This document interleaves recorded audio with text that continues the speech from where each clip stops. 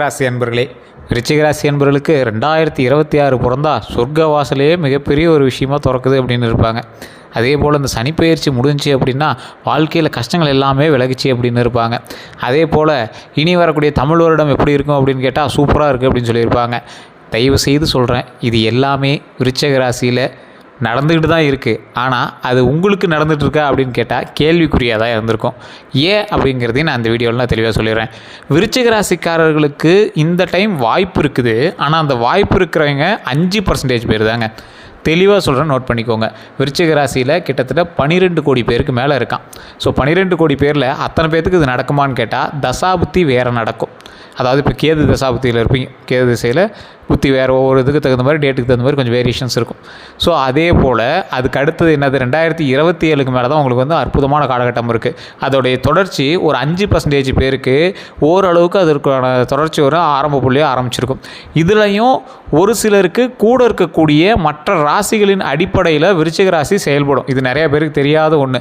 என்ன ஒருத்தர் கமெண்ட் செக்ஷனில் சொல்லியிருந்தார், இந்த ராசிகளை வேறு ஒரு ராசிக்கு சொல்லியிருந்தார், இந்த நட்சத்திரம் இந்த ராசி இந்த இது தசாபதி நடந்துட்டு இருக்குது, இப்போ வந்து அவங்க டாப் மோஸ்ட்டாக இருக்கிறாங்க. ஆனால் அதே நட்சத்திரம் நடக்கிற இன்னொரு ஆளுக்கு வந்து ஒன்றுமே இல்லாத மாதிரி இருக்காங்க, அதுக்கு ரீசன் என்ன அப்படின்னு கேட்டிருந்தார். அவர் திட்டி போட்டிருந்தார். அவங்க இப்படி சொல்கிறாங்க, இப்படி இருக்கிறா இப்போ ஜாதகம் போய் அது இதுன்னு. தயவு செய்து ஒன்று புரிஞ்சுக்கணும். ஒரு ஆள் இருக்காங்க அப்படின்னா அவருக்கு வந்து அவரோட ராசி மட்டும் செயல்படாதுங்க. அவர் பிறந்ததுலேருந்து அவருடைய அப்பா அம்மா ராசியும் அவருக்கு செயல்படும், அவருடைய ராசி அவருக்கு செயல்படும், அவர் திருமணம் செய்யக்கூடிய பெண்ணினுடைய ராசியும் செயல்படும், அவருடைய குழந்தைகள் அவரோட குழந்தைகள் வரைக்கும் அவங்களோட இது ஃபுல்லாக வந்து செயல்படும். இது நிறைய பேருக்கு தெரியறதில்ல. அவங்களோட ஒரு ஜாதகத்தை பார்த்துட்டு எல்லா நேரத்துலையும் இவங்களுக்கு மட்டுமே செட் ஆகுமா அப்படின்னு கேட்டால் ஒரு ஜாதகத்தை வச்சு கணிக்கவே முடியாது. உங்களோடு பிரயாணிக்கக்கூடிய மற்ற ராசிகள் வலுவாக இருக்கும் பட்சத்தில் உங்களது ராசி அதற்கு தலைவணங்க காத்து கொண்டு தான் இருக்கும். அதனால் தெளிவாக தெரிஞ்சுக்கணும். தசாபுத்தி கட்ட அமைப்பு இது எல்லாமே ஒரு கோயிலுக்கு போயினா சரியாகுது அப்படின்னா உங்களை விட வலுவான ஒரு ராசி பக்கத்தில் இருக்கும்போது அதுக்கு அடிபணியாதுன்னு எப்படி சொல்கிறீங்க?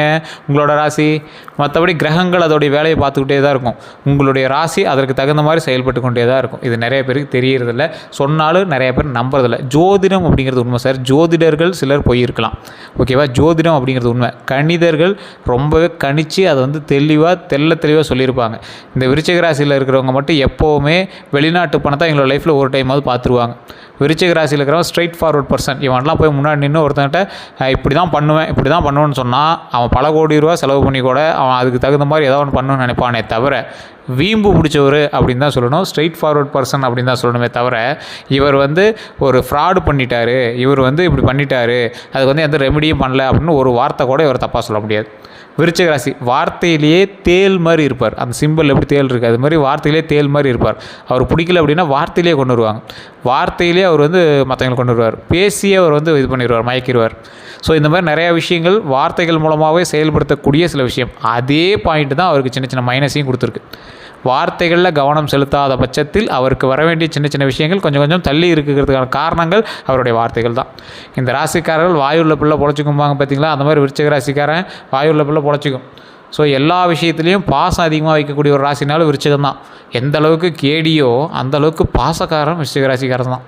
ரொம்ப பாசமாக இருப்பாங்க. இந்த ஆள் என்னடா இவன் ரொம்ப கேடிவி, இவன் பண்ணுறதே ஒரு மாதிரி இருக்கும், ஆனால் என்ன இவ்வளோ பாசமாக இருக்கான் அப்படிங்கிற மாதிரி இருக்கும். ஸோ அந்தளவுக்கு ஒரு பாசக்காரன். அதே மாதிரி ஒருத்தர் மேலே நம்பிக்கை வச்சுட்டாங்க அப்படின்னா ரொம்ப நம்பிக்கை வச்சுருவாங்க. ஒருத்தன் மேலே டவுட் வந்துருச்சு அப்படின்னா அவனை ஏதாவது ஒன்று பண்ணி அவர் காலி பண்ணால் விட மாட்டாங்க. ஸோ இந்த ராசிக்காரர்களுக்கு அப்படி ஒரு சக்தியும் ஒன்று இருக்குது. என்ன சக்தி அப்படின்னா, ஒருத்தங்கிட்ட பேசிகிட்டு இருக்கும்போதே அவன் கேடியா, அவன் நல்ல ஆளா இல்லை கெட்டவனா, அவன் என்ன பர்பஸுக்கு வந்திருக்கான் அப்படிங்கிறது ஈஸியாக கணிச்சிருவாங்க.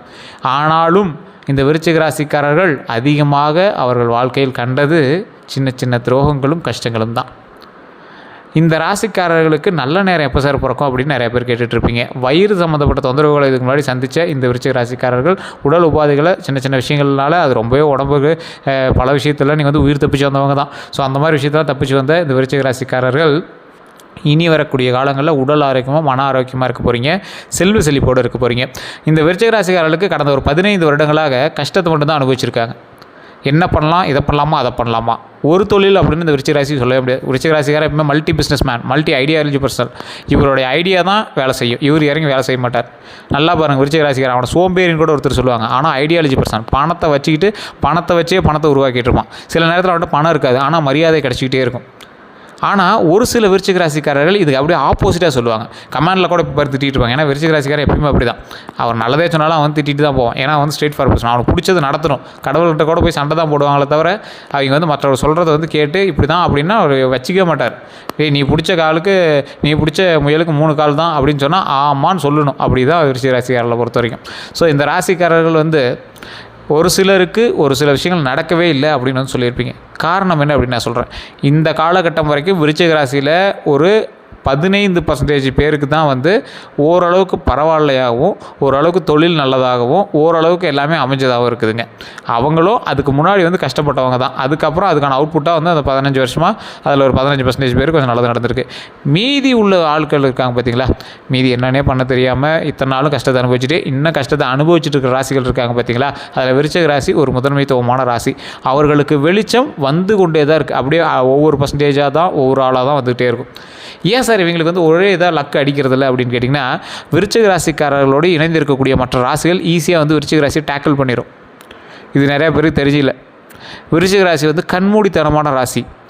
ஒருத்தனை உசுப்பேற்றி விட்டீங்க அப்படின்னா விருச்சிக ராசிக்காரனை 1000 பேர் இருக்கிற இடத்துல கூட உள்ளே புந்துட்டு அடிப்பான். அவனுக்கு திருப்பி அடி விழுங்கிறது தெரியாமல் அடிப்பான். கண்மூடித்தனமாக போய் அடிப்பான். அவன் ஐடியாலஜி பர்சன் தான். ஐடியாலாம் நிறையா வச்சுருப்பான். மூளை அதிகமாக வேலை செய்ய எல்லாமே இருக்கும். ஆனால் அவனுக்கு முன்னாடி இந்த கோபமும் அவனுடைய சிந்திக்கக்கூடிய திறனை கோபம் ஒரு செகண்ட் இப்படி ஃப்ரீஸ் பண்ணி போய் கோபப்படுத்திட்டு அப்புறமேட்டு மறுபடியும் பிரெயின் ஆக்டிவ் ஆகிக்கும். அந்த ஒரு செகண்ட் அவன் போய் வீண் பண்ணுறான் பார்த்தீங்களா, அதுதான் அந்த கோபம் கிரகத்தினுடைய அமைப்பு. ஸோ சின்ன சின்ன கோபத்தினால நீங்கள் இழந்த விஷயங்கள் பல விஷயங்கள். தயவுசெய்து கோபத்தை குறைச்சிக்கோங்க. தேவையில்லாத வம்பு வழக்குகள்லாம் இந்த 3 மாதத்தில் நீங்கள் சந்திச்சிருப்பீங்க. எவனோ வாங்கிய கடனுக்கு நீங்கள் போய் பணம் கட்டியிருப்பீங்க. எவனோ வண்டி வாங்கிட்டு போயிருப்பான், அவங்க கொண்டு போய் அடிச்சுப்பா, அதுக்கு நீங்கள் பணம் கட்டியிருப்பீங்க. எவனோ வண்டி ஆர்சி புக் வாங்கிட்டு போயிருப்பான், அதுக்கு தகுந்த மாதிரி செலவாயிருக்கும். எவனோ ஒருத்தன் உங்கள்கிட்ட பணம் வாங்கியிருப்பான், அதுக்கு நீங்கள் போய் ஜாமீன் போட்டிருப்பீங்க. அதுக்கு உங்களை பிடிச்சி உட்கார வச்சுருப்பாங்க, உங்களை பிடிச்சி கேட்க ஆரம்பிச்சிருப்பாங்க. உங்களுடைய தொழில் ஓரளவுக்கு கொஷின் மார்க்காக இருந்திருக்கும். இந்த டைமில் பெரிய வருமானம்லாம் நீங்கள் பார்த்துருக்கவே முடியாது. சிலர்லாம் தொழில் அப்படியே முடங்கி உட்காந்துட்டு இருப்பீங்க. 1 மாத காலம் இன்னும் கொஞ்சம் பொறுமையாக தான் இருந்தாகணும் அப்படிங்கிற தலையெழுத்து. மே மாதம் 6 தொடங்கி ஜூன் மாதம் 6க்கு மேலே தான் விடிவு காலம். அதாவது வெளிச்சத்துக்கே விடிவு காலம். அதுக்கப்புறமேட்டு தான் நீங்கள் வேலை செய்ய முடியும். அதாவது மயங்கி கிடக்கிறவனுக்கு இப்போ தான் வெளிச்சம் அடிக்குது. முன்னாடி கண்ணு தெரியுது. கண்ணே நல்லா தெரியணும் அப்படின்னா அடுத்து உணவு இருக்குது. உணவு சாப்பிட்ணும். உணவு சாப்பிட்டு கொஞ்சம் உடம்பு டயர்ட்லேருந்து கொஞ்சம் பிரிஸ்க் ஆகணும். அதுக்கப்புறமேட்டு தான் இறங்கி விளையாடணும், வேலை செய்ய முடியும். ஸோ அப்போ அதுக்கான காலகட்டங்கள் தேவைப்படுது. அதுக்கு நீங்கள் வெயிட் பண்ணி தான் ஆகணும் அப்படிங்கிறத மைண்டில் ஞாபகம் வச்சுக்கோங்க. விருச்சிக ராசிக்காரர்களுக்கு தொழிலில் முடங்கி இருக்கிறீங்க அப்படின்னா தயவு செய்து குலதெய்வ வழிபாடும் இஷ்டதெய்வ வழிபாடும் பண்ணணும். நீங்கள் வெளிநாட்டில் இருக்கேன் சார், அதை எப்படி சார் வணங்குறது அப்படின்னு கேட்டால் அதை மைண்டில் நீங்கள் குழப்பிக்க வேணாம். காலம் உங்களுக்கு அதுபடி செயல்பட ஆரம்பிக்கும். ஏன்னா நிறைய பேர் சொல்லுவாங்க, சார் இந்த பரிகாரம் பண்ணால் சரியாயிருமா, அந்த பரிகாரம் பண்ணால் சரியாயிருமா. தயவு செய்து சொல்கிறேன் சார், பரிகாரத்திற்கும் இப்போ நடக்கக்கூடிய காலகட்டத்திற்கும் சம்மந்தம் கிடையாது. ஏன்னா இந்த ராசிக்காரர்களுக்கு விதியின்பால் சில விஷயங்கள் நடக்கும் அப்படின்னா நடந்தே தீரும். எல்லா ராசிக்கும் பொருந்தமானு தெரியல. விருச்சிக ராசிக்காரன் ஆட்டோமேட்டிக்காக ஜோதிடம் பார்த்தான் அப்படின்னா ஆட்டோமேட்டிக்காக அவனுக்கு 100%ல் 70% கன்ஃபார்ம் பொருந்திடும். ஏன் அப்படின்னா விருச்சிக ராசி பற்றி டோட்டலாக அக்குவே ராணி வரை எல்லா ஜோதிடருக்கும் தெரியும். அடுத்து என்ன நடக்க போகுது அப்படின்னு தெரியும். ஏன்னா இருக்கிற ராசிலே அதிகமாக கஷ்டப்பட்ட ராசி விருச்சிக ராசி தான். கேல்குலேஷனில் அவன் ப்ராக்டிஸ் பண்ணுறதுக்கு, ஜோதிடத்தை ப்ராக்டிஸ் பண்ணுறதுக்கு ஆள் வேணும் அப்படின்னா கூட விருச்சிக ராசிக்காரனை தான் தேர்ந்தெடுப்பான். ஏன்னா அந்தளவுக்கு ஈஸியாக அவனை கால்குலேட் பண்ணிடலாம். அவன் ஒரு ரோபோ. அவனை கோவப்படுத்திட்டா கோபமாகிடுவான். அவனை உசுப்பேற்றிவிட்டா உசுப்பேற்றி செயல்பட ஆரம்பிப்பான். அவனை என்கரேஜ் பண்ணால் என்கரேஜ் ஆகிடுவான். ஒரு விருச்சிக ராசிக்காரர் நீங்கள் இருக்கீங்க அப்படின்னா இது உண்மையான மட்டும் சொல்லி பாருங்கள். உங்களை என்கரேஜ் பண்ணிங்கன்னா நீங்கள் 100 மடங்கு வேலை செய்வீங்க. உங்களை கோவப்படுத்திவிட்டா உலகத்திலே அந்தளவுக்கு கோவக்காரனை யாரும் பார்க்க முடியாது, அந்தளவுக்கு கோவமாவீங்க. அதே மாதிரி ஒரு ஹாப்பியஸ்ட் பர்சன் நீங்கள் ரொம்ப ஒரு எப்படி சொல்கிறது, கால் தரையிலே நிற்கலம்பாங்களா, அந்த மாதிரி ஹாப்பி ஆவீங்க. பார்க்குறவனா இவன் என்ன குழந்த மாதிரி சந்தோஷப்படுறான், குழந்த மாதிரி பண்ணுறான் அப்படின்லாம் நினைப்பாங்க. கோவம் வச்சா இவன் என்ன மனுஷன் மாதிரியே பண்ணல அப்படிம்பீங்க. அதாவது மனுஷங்கிற கேட்டகிரிலே உங்களை வைக்கல. உங்களை ஒன்றே ரொம்ப குழந்த மாதிரி பண்ணுறான், இல்லைனா ஒரு நார்மல் மனுஷன் மாதிரியே உங்களை ட்ரீட் பண்ண மாட்டாங்க. கோவம் வந்து ஆக்ரோஷமாக மிருகம் மாதிரி பண்ணுறான்பாங்க. எதோ இந்த மாதிரி கரெக்டான ஒரு மனுஷனுக்கான ஐடென்டிட்டியே இல்லாத மாதிரி உங்களை எக்ஸாம்பிள் வச்சே தான் மூவ் பண்ணிகிட்டு இருப்பாங்க. ஸோ அந்தளவுக்கு இந்த விருச்சிக ராசிக்காரர்கள் மற்றவர் கைப்பிடி பொம்மை மாதிரி, அதாவது எடுப்பார் கைப்பிள்ளைன்னு சொல்லுவாங்களோ அந்த மாதிரி. உங்களை யார் எடுத்தாலும் அவன் நல்லவன் நம்பிடுவீங்க. விருச்சிக ராசிக்காரனே சில பேர்லாம் டிமிக்கி அடிப்பான். ஸோ அவன்லாம் கொஞ்சம் பார்த்து ஓரளவுக்கு எச்சரிக்கையாக நடத்துங்க. உங்கள்கிட்ட வேலை பார்க்குறவங்கிட்ட கரெக்டாக வேலையை வாங்க. வேலை மந்தப்படுகிறது அப்படிங்கிறதா ஒரு விஷயம். அது வேலை மந்தமாகாமல் இருக்கணும் அப்படின்னா நீங்கள் சுறுசுறுப்பாக செயல்படணும். உங்களோட சுறுசுறுப்பு அந்த வேலை செய்கிறவங்கிட்ட பிரதிபலிக்கணும். அந்த மாதிரி நீங்கள் பண்ணும் பட்சத்தில் ஆட்டோமேட்டிக்காக வேலை சூடு பிடிக்க ஆரம்பிக்கும், வேலையில் வருமானம் வர ஆரம்பிக்கும், வேலை அப்படி மேலே பெருசாக ஆரம்பிக்கும். அதே போல் வேலைக்கு செல்லக்கூடிய விருச்சிக ராசிக்காரர்கள் நீங்கள் பிஸ்னஸ் பண்ணாமல் வேலைக்கு போய்ட்டுருக்கீங்க அப்படின்னா அந்த இடத்துல கொஞ்சம் கவனத்தை செலுத்துங்க.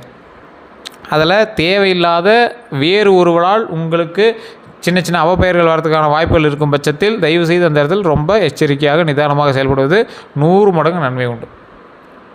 ஸோ எச்சரிக்கையாக இருக்கணுங்கிறது மைண்டில் ஞாபகம் வச்சுக்கோங்க. உடல் ஆரோக்கியத்தில் கவனத்தை வச்சுக்கோங்க. ஜாமீன் கையெழுத்து எவன் கொடுத்து உங்கள் கையில் அந்த நிலத்துக்கு மேலேயோ இல்லை கடனுக்கு மேலே காசு கொடுக்குறோம் அப்படின்னு சொன்னால் கூட போய் ஜாமீன் கையெழுத்து போட்டுறாதீங்க. வேறு ஒருத்தனுக்காக போய் பணம் கட்டி எதுக்கும் நிற்காதீங்க. இந்த டைம் ஆட்டோமேட்டிக்காக நீங்களாகவே லாக் ஆவீங்க. அது விதி. வேறு எவனுக்காகவோ கடன் கட்டுறதோ, வேறு எவனுக்காகவோ பணம் கட்டி வெயிட் பண்ணுறதோ, வேறு எவனுக்காகவோ இது பண்ணுறதோ, நீங்களே கடனில் தான் இருப்பீங்க. அந்த கடன்லாம் வந்து கொஞ்சம் கொஞ்சமாக சரியாயிடும். ஆனால் இருந்தும் கடனுக்கு மேலே கடனாக தேவையில்லாத ஒருத்தனுக்கோசரம் கடன் வாங்கி கொடுத்துட்ருப்பீங்க. அதெல்லாம் யார் சார் கட்டுறதுன்னு கேட்டால் அதுக்கோசரம் வெயிட் பண்ணிகிட்டு இருப்பீங்க. ஸோ இந்த மாதிரி பல விஷயங்கள் வந்து உங்களோட லைஃப்பில் நடந்துகிட்டு தான் இருக்கும். அந்த விஷயங்கள் எல்லாமே வரக்கூடிய காலங்களில் ஒவ்வொன்றாக சரியாகும். இன்னொன்று தெளிவாக மைண்டில் ஞாபகம் வச்சுக்கோங்க. வெளிநாட்டில் இருக்கக்கூடிய நிறைய பேர் வந்து கமெண்ட் செக்ஷனில் போடுங்க, சார் குலதெய்வ கோயிலுக்கு போக முடியாதவங்க எப்படி வழிபடுறது, இஷ்ட தெய்வத்தை எப்படி வழிபடுறது? உங்களது வீட்டில் உங்களது அறையில் அந்த புகைப்படமோ அல்லது இல்லை சார் மொபைலில் தான் ஃபோட்டோ இருக்குது, மொபைல்லே வச்சு கும்பிடுங்க, மனதார வணங்குங்க, அதுவே போதுமானது.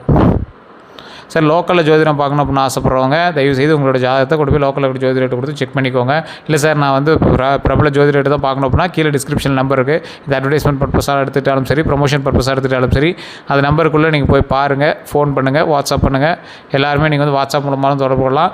அப்பாயின்மெண்ட் பேசிஸில் தான் பார்ப்பாங்க. தயவுசெய்து வெயிட் பண்ணுற மாதிரி இருந்ததுன்னா மட்டும் வெயிட் பண்ணி பாருங்கள்.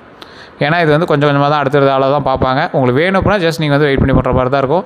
கீழே வந்து டிஸ்கிரிப்ஷனில் நம்பர் கொடுத்துருங்க. அதேமாதிரி ஃபேஸ்புக்கில் பார்த்துருங்க அப்படின்னா ஸ்க்ரீனில் நம்பர் ஓடிட்டுருக்கும். எல்லோருக்கும்